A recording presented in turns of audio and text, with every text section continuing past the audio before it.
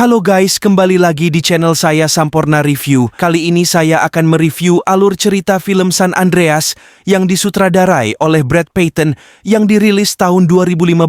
Film ini mengisahkan seorang ayah yang akan menyelamatkan anak dan istrinya dari bencana alam.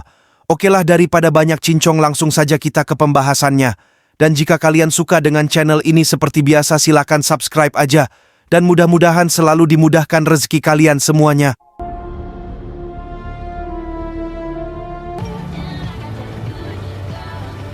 Film ini diawali dengan memperlihatkan seorang gadis yang sedang berkendara di jalanan dekat tebing, di mana longsor tiba-tiba terjadi yang membuat mobilnya oleng dan mengakibatkan mobilnya jatuh ke bawah jurang.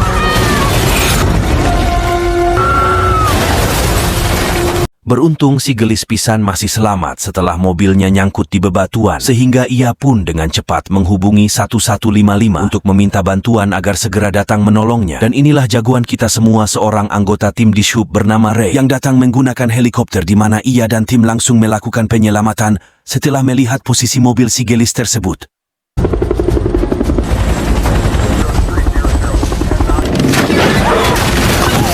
Dan helikopter mau tidak mau harus terbang dekat dengan bebatuan setelah posisi mobil si gelis yang sulit dijangkau. Sehingga disinilah momen tegang terjadi ketika Ray harus secepatnya mengeluarkan si gelis sebelum mobilnya jatuh ke bawah jurang.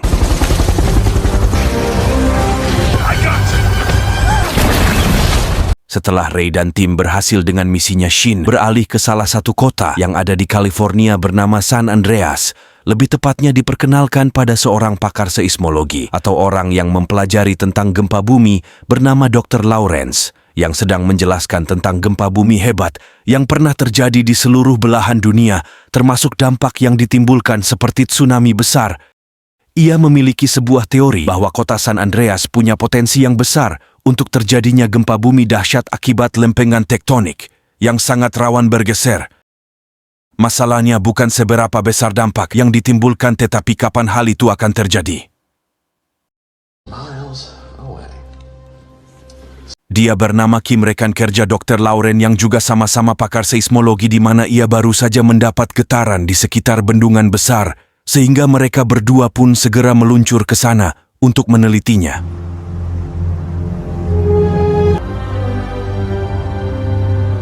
Setibanya di sana, Kim memilih untuk masuk ke dalam bendungan demi bisa mendapatkan ruang untuk meneliti getaran yang terjadi. Yang pada intinya apa yang Kim dan Dr. Lawrence ini lakukan bukan semata-mata karena hobi atau pekerjaan, melainkan untuk memprediksi gempa bumi yang mungkin terjadi sehingga masyarakat setempat punya waktu untuk mengevakuasi diri.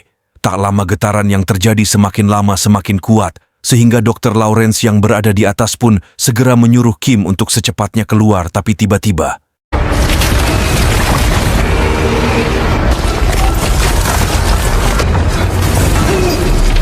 terjadilah gempa hebat yang menimbulkan retakan pada bendungan, di mana saat semua orang berhamburan pergi meninggalkan bendungan, Kim pun menjadi orang terakhir yang masih ada di tengah-tengah. Yang tepat saat ia hampir sampai di pinggir bendungan, ada seonggok gadis kecil yang malah ngejedok ketakutan, sehingga Kim pun mau tidak mau harus menyelamatkannya terlebih dahulu, dan inilah yang terjadi.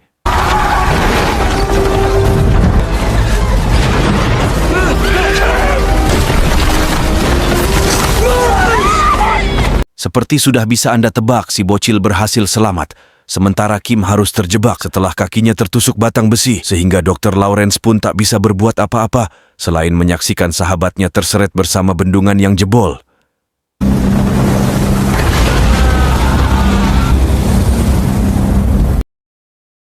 Kembali pada Ray yang sedang mengunjungi putrinya di rumah mantan istri, dan suami barunya ada Black, putrinya Ray yang sudah remaja, Emma sang mantan istri, dan Daniel suami barunya. Maksud hati ingin mengajak mereka makan malam demi agar bisa bersama dengan Black, putri kesayangannya. Ray justru malah harus mengalami kekecewaan tatkala Daniel mengajak putri dan mantan istrinya pergi, dan ada wacana tentang kepindahan mereka ke kota lain, sehingga semakin sulitlah Ray untuk bisa bertemu dengan putri kesayangannya tersebut. I'll get her bike. Sementara Emma sedang menemui sahabatnya di sebuah restoran di salah satu gedung Black sendiri. Diajak Daniel, ayah tirinya, mengunjungi gedung baru miliknya yang masih dalam tahap pembangunan, di mana di situ Black tak sengaja berkenalan dengan seorang pemuda bernama Ben yang sedang melamar kerja di perusahaan ayah tirinya juga. Ada Oli, adik kandungnya Ben, yang diajak ikut menemaninya melamar pekerjaan.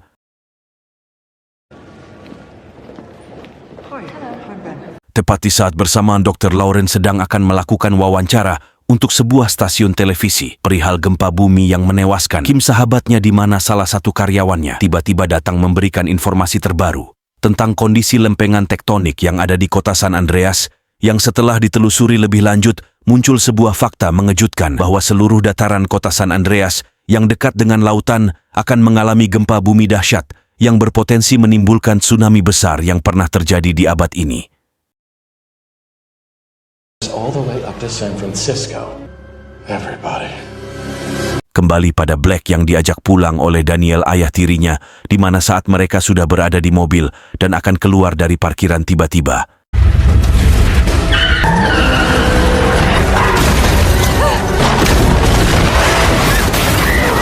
Dr. Lawrence terlambat memperingatkan semua orang karena gempa yang ditakutkan pun sudah terjadi. Kaki Black pun terjepit kursi depan sehingga Daniel pun memutuskan untuk keluar mencari cara untuk melepaskannya. Namun ketika gempa kembali terjadi, ia pun memilih untuk meninggalkan Black sendirian di sana dengan alasan akan mencari bantuan. Daniel, don't! Please don't leave me alone! Daniel! Sesampainya di atas boro-boro mencari bantuan, Daniel justru dibuat syok saat ia menyaksikan karyawannya tewas tertimpa reruntuhan, sehingga alih-alih kembali kepada Black, ia memilih untuk pergi keluar demi untuk keselamatan diri sendiri. Mr. Reddick! Untungnya Ben yang masih ada di sana pun menyadari Daniel keluar sendirian dari tempat parkiran, sehingga insting menolongnya seketika timbul untuk pergi ke parkiran dan mencoba mencari Black yang sedang butuh pertolongan. Masih di waktu yang bersamaan, Emma yang kebetulan sedang tak teleponan dengan Ray pun mulai merasakan gempa saat melihat meja bergetar dan tiba-tiba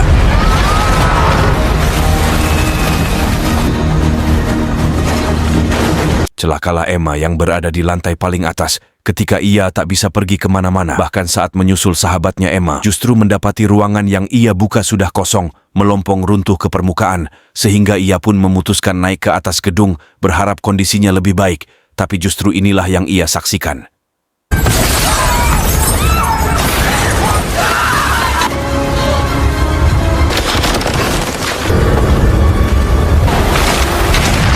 Dan sungguh sangat luar biasa ketika Emma menjadi satu-satunya orang yang berhasil selamat di gedung tersebut, di mana Ray yang sudah tiba di sana pun segera melakukan penyelamatan tepat saat sebuah gedung runtuh ke arah mereka.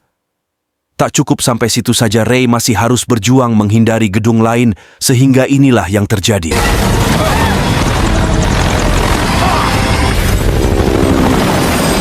Setelah berhasil selamat, mereka berdua pun mendapat telepon dari Black yang meminta bantuan, sehingga mereka pun segera meluncur ke sana untuk menolongnya. Beralih ke tempat Black, tak lama setelah ia menghubungi kedua orang tuanya, muncullah Ben dan Oli yang datang membantu. Pengorbanan yang Ben lakukan ini bukanlah semata-mata karena jiwa kemanusiaan, tapi karena memang naksir kepada Black sejak pandangan pertama, sekaligus untuk mendapatkan peluang agar bisa diterima kerja di perusahaan Daniel, ayah tirinya.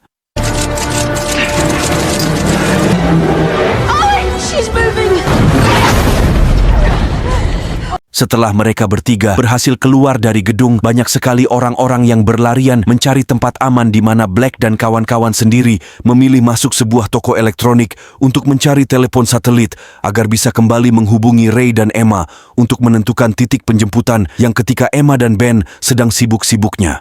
Si Oli malah menemukan sebuah senter laser dan main-main dengan benda tersebut. So how's your dad going to pick it? He's on his way in a helicopter. Daniel sendiri terlihat sedang bersama para orang-orang yang sedang berjalan santai menjauhi perkotaan. Dikira sudah aman, Daniel justru harus mengalami momen mengerikan ketika sebuah gedung besar runtuh yang menimbulkan hempasan dahsyat, di mana ia lagi-lagi menunjukkan keegoisannya ketika merebut tempat berlindung milik orang lain, sehingga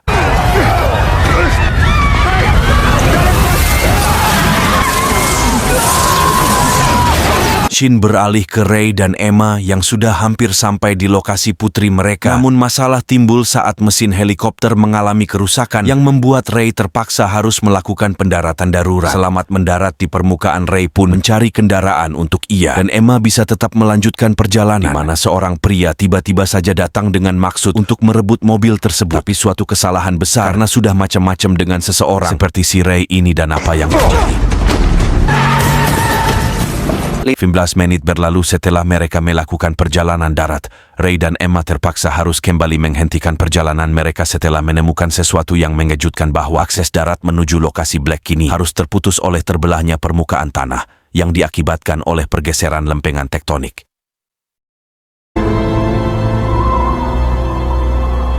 Tak jauh dari sana, Ray dan Emma pun bertemu dengan pasangan kakek dan nenek yang punya sebuah pesawat kecil. Mereka dengan baik hati meminjamkan pesawatnya untuk Ray dan Emma agar bisa menyelamatkan putri mereka.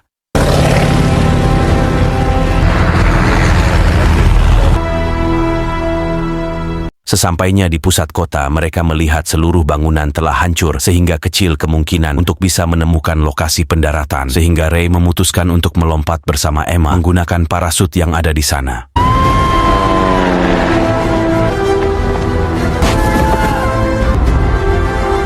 Tepat saat Ray dan Emma berhasil mendarat di tengah stadion Black dan kawan-kawan sendiri sudah hampir sampai di tempat evakuasi yang lokasinya berada di dataran rendah.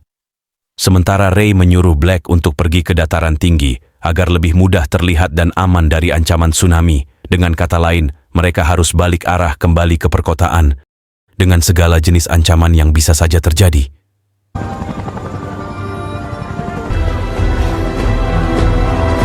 Tak lama setelah Black sampai di kota, muncullah gempa susulan yang mengakibatkan gedung kembali reruntuhan, di mana hal itu juga dirasakan oleh Ray dan Emma yang berada di tempat lain.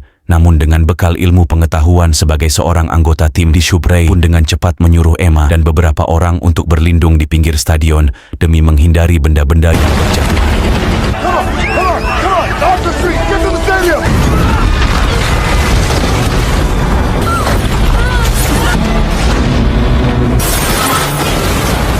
Akibat gempa barusan, satu kaki Ben pun terluka, membuatnya harus berjalan terbincang-bincang. Namun meski begitu, mereka bertiga tetap melanjutkan perjalanan demi bisa diselamatkan oleh kedua orang tuanya si Black.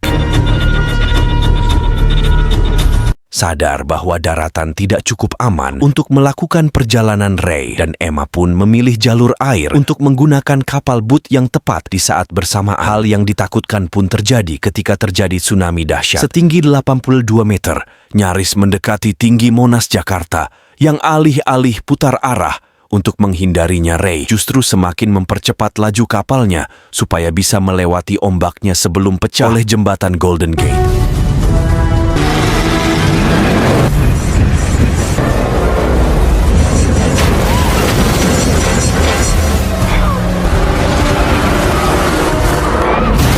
Dan Daniel yang kebetulan sedang berada di tengah jembatan pun mau tertimpa kontainer, di mana tsunami tersebut melahap habis jembatan Golden Gate, termasuk akan menghantam perkotaan tempat Black dan kawan-kawan sedang berlindung di dalam gedung.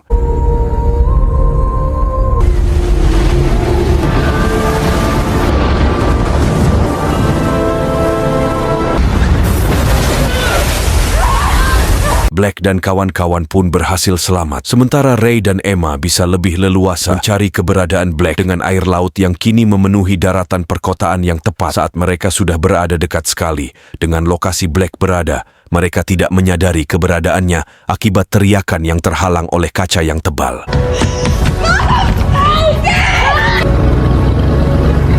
Disinilah Oli menunjukkan peran pentingnya dengan menggunakan senter laser yang diambilnya dari toko elektronik, sehingga ia berhasil mendapatkan perhatian Ray dan Emma yang memutar badan ke arah mereka.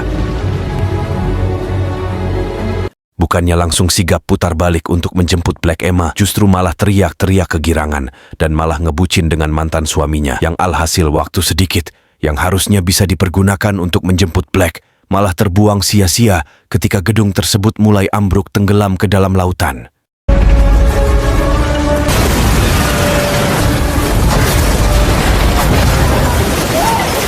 Ollie berhasil selamat dan bertemu dengan Ben kakaknya, sementara Black tak sengaja terseret arus yang membuatnya terjebak di lantai bawah tanpa ada jalan keluar sama sekali, di mana Ray sendiri langsung membawa kapalnya mendekati gedung tersebut yang tepat saat ia akan terjun ke dalam air. Si Emma yang ngebucin pun lagi-lagi bertingkah dengan memanggil Ray untuk mendekatinya terlebih dahulu. Nampaknya berdrama-drama ria lebih penting ketimbang keselamatan putrinya. Emma malah mengajak Ray untuk saling tatap-tatapan dulu.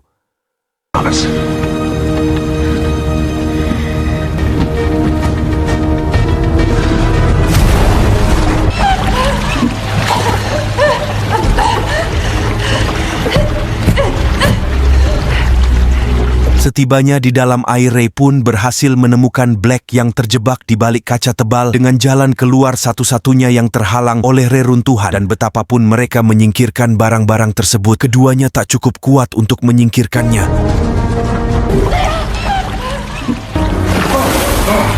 Ben sendiri bukannya tidak mau menolong, ia sempat akan pergi ke bawah untuk menyelamatkan Black, tapi jalannya keburu tertutup oleh gedung yang mulai tenggelam, sehingga hanya Ray lah satu-satunya harapan yang bisa diandalkan.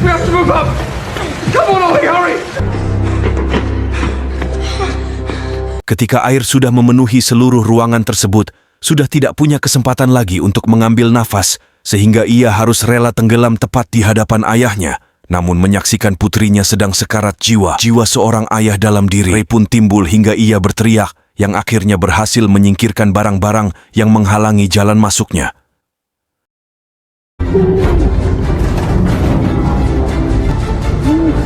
Ray pun berhasil membawa putrinya ke lantai tempat Ben dan Ollie berada, di mana Emma yang melihat hal itu pun segera mengambil ancang-ancang untuk menabrak kaca jendelanya, selamat dari gedung yang tenggelam, dan yang lain harus menghadapi masalah baru ketika mendapati Black sudah tidak bernapas. Namun dengan kekuatan cinta orang tua, Emma akhirnya bernapas kembali dan bisa berkumpul dengan keluarganya.